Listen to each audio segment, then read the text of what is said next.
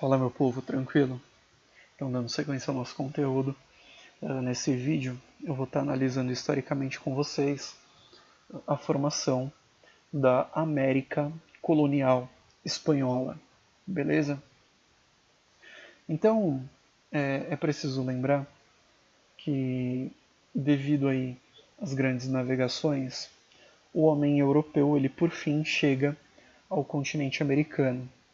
E esse processo de dominação de ocupação, né, de invasão da América, ele foi marcado pelo uso intenso da violência e do extermínio dos povos locais.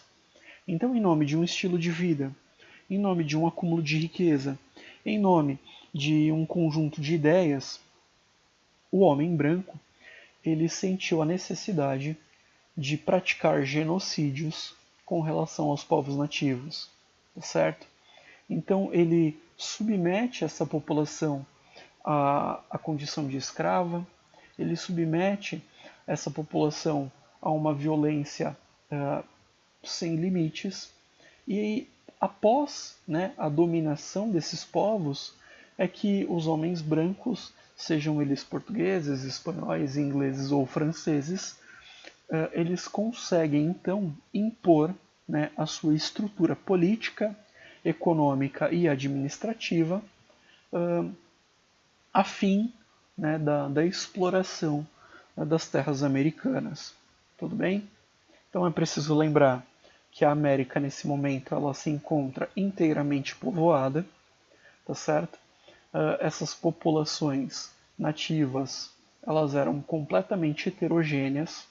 Então, tínhamos aí de um lado povos que viviam, por exemplo, da caça, da pesca e da coleta, povos que não dominavam, né, a agricultura, povos em estágios aí, de nomadismo, e tínhamos também populações muito bem organizadas, né, grandes impérios. E aí nos cabe citar aí maias, astecas e incas.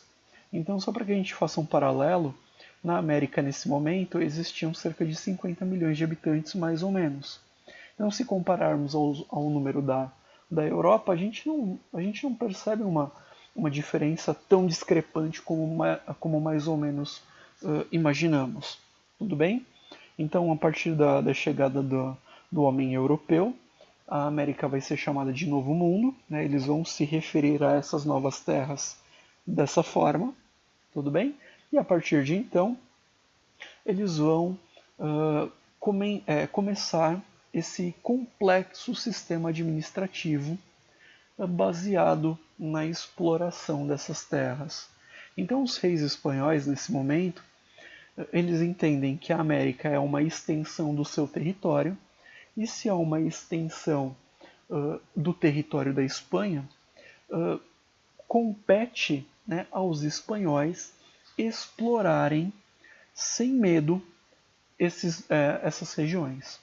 Tudo bem? Então, de forma alguma, eles vão pensar em desenvolver essas terras, desenvolver esses locais, respeitar os povos que aqui moravam. Tudo bem? Porque eles estão objetivando o lucro. Esse, esse projeto colonial promovido pela Espanha vai ter bases muito sólidas, tá certo? Então, como financiadores, a gente tinha o rei, né? A burguesia, que estava interessada em alavancar aí os seus negócios, fortalecer os seus negócios, acumular mais riquezas, e a gente tem também uma igreja católica que na Europa se encontrava em crise, né, por conta de novas instituições religiosas estarem surgindo. Então a igreja ela vai enxergar na América a possibilidade de conquistar novos fiéis, né? Então o projeto colonial ele é interessante para todo mundo. Dando sequência, essa organização administrativa ela vai estar baseada em dois segmentos, né? Na divisão desses territórios em dois segmentos. Então temos de um lado os vice-reinos, então que eram grandes extensões de terras, sendo essas terras as mais rentáveis, as terras mais interessantes, as mais lucrativas, né, para a coroa espanhola.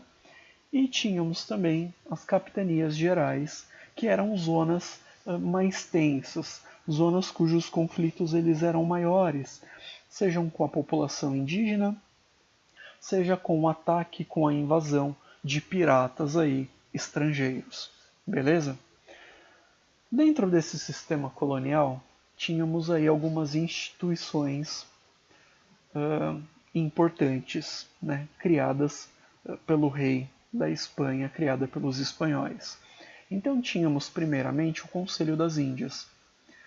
Essa instituição centralizava o poder nas mãos de algumas pessoas e essa pessoa auxiliava o rei espanhol, que estava do outro lado do oceano, a tomar as decisões relativas aos seus domínios, às áreas dominadas, né? Com relação à justiça, né? Às práticas econômicas e inclusive sobre guerras. Tínhamos também a Casa de Contratação. Essa instituição ela era responsável por registrar e fiscalizar as pessoas que se estabeleciam na América, né? Então a Casa de Contratação elas registravam as mercadorias que chegavam e saíam, né, a fim de evitar o contrabando. Elas organizavam o comércio, elas auxiliavam aí os pilotos, né, os navegantes com os mapas, né, das regiões dominadas e controladas e parcialmente auxiliavam na justiça, na criação de leis e etc. Tínhamos também os cabildos, que eram as câmaras municipais, né? E aí é só a gente olhar para a nossa sociedade, que era basicamente a mesma coisa. E tínhamos também as audiências, que eram os tribunais onde se julgavam os crimes cometidos. Beleza? Com relação à organização social, tínhamos dentro das terras espanholas grupos muito bem definidos.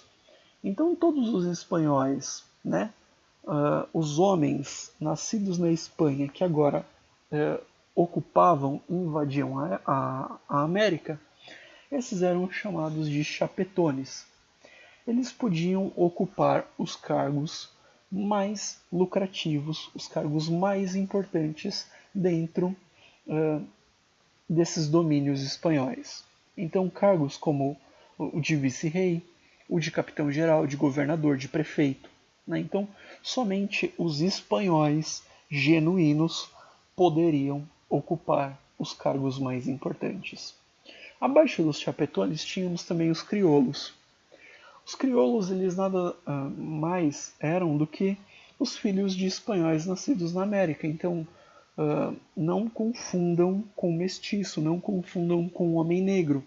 Então, crioulo é o nome de um grupo social. Né? Então, eram os brancos nascidos na América que também ocupavam cargos bastante lucrativos. Né? Eles não podiam ocupar os cargos de ponta, mas ocupavam cargos também bons, né? Intermediários e bons.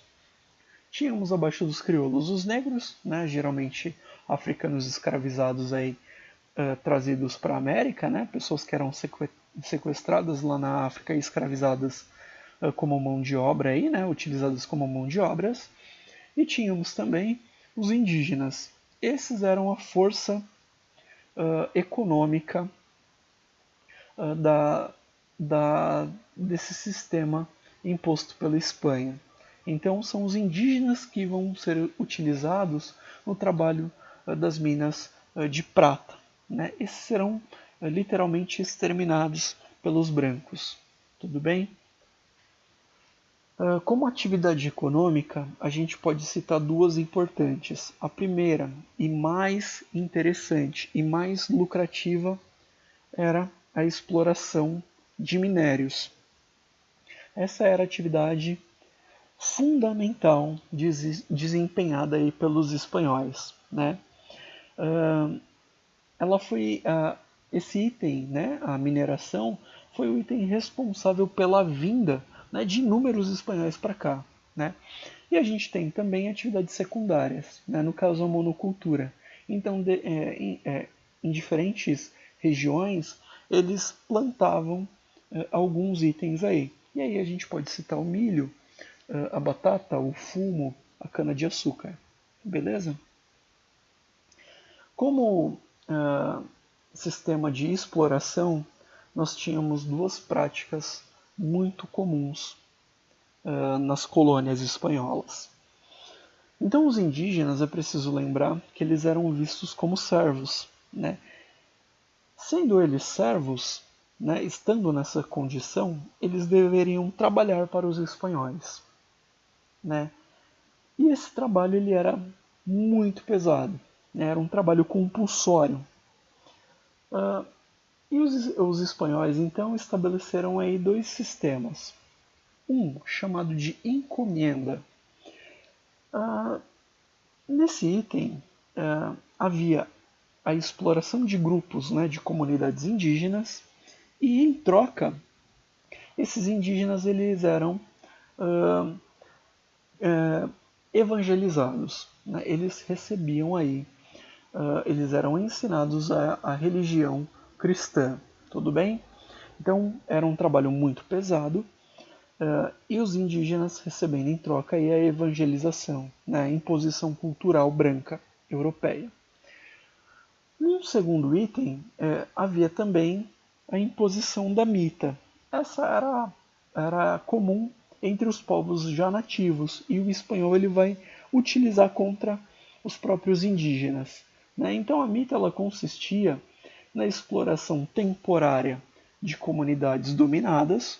Então pegava grupos de pessoas, levava para as minas e escravizava, né, entre aspas, explorava o trabalho desses homens e dessas mulheres. Depois de 4 meses, esses homens eles eram substituídos por outros grupos e recebiam aí um pequeno pagamento. É preciso lembrar que a igreja proibia, né, a escravização dos indígenas, e aí a gente percebe a presença da mão de obra negra, né? Porque a igreja ela encarava, mais uma vez reforçando, ela encarava o indígena como um novo fiel, um cristão novo. Então não era legal escravizar os indígenas a ponto de exterminar, considerar uma propriedade, até porque, né, por conta disso, a igreja ela não era a favor, né, da escravização. Então, pessoal, era sobre isso que eu gostaria de estar falando com vocês nesse vídeo. Eu espero que a explicação ela tenha sido clara. Anotem as dúvidas no caderno, continuem se cuidando e até o próximo conteúdo.